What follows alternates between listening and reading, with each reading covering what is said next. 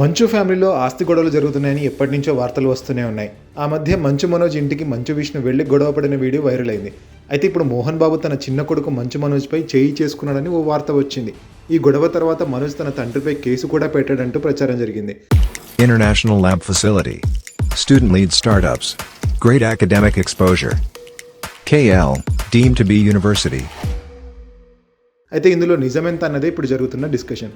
మోహన్ బాబు ఆదివారం కనుక ఎటువంటి పనులు పెట్టుకోలేదని, ఈ రోజు ఉదయం ఆయన శంషాబాద్ సమీపంలోని తమ సొంత ఇంట్లోనే ఉన్నారని మంచు ఫ్యామిలీ సన్నిహితుల ద్వారా సమాచారం అందింది. మోహన్ బాబు నిద్రలో ఉన్న సమయంలో ఆయనకు తనయుడికి మధ్య గొడవ జరిగిందని న్యూస్ ఛానళ్లలో విస్తృతంగా ప్రచారం జరిగింది. దీంతో కుటుంబ సభ్యులు ఆయన నిద్రలేపారని, ఆ వార్తలు చూసి షాక్ అయ్యారని తెలిసింది.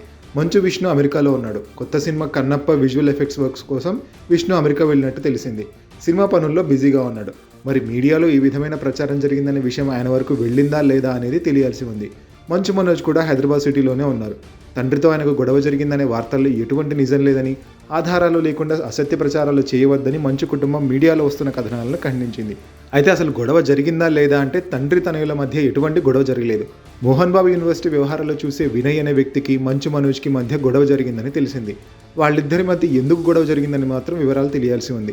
ఆ గొడవ విషయంలోనే మంచు మనోజ్ 100కి డయల్ చేసి చెప్పడం, అది మీడియాకి లీక్ కావడం వెంటనే జరిగాయి. అంతే తప్ప ఏ పోలీస్ స్టేషన్లోనూ ఫిర్యాదు నమోదు కాలేదు.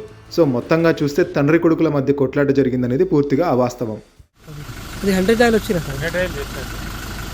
ప్రాబ్లం ఇంకా గొడవ ఏం లేదు, వాళ్ళు కూడా ఏం లేదని చెప్తున్నారు. వాళ్ళు కూడా ఏం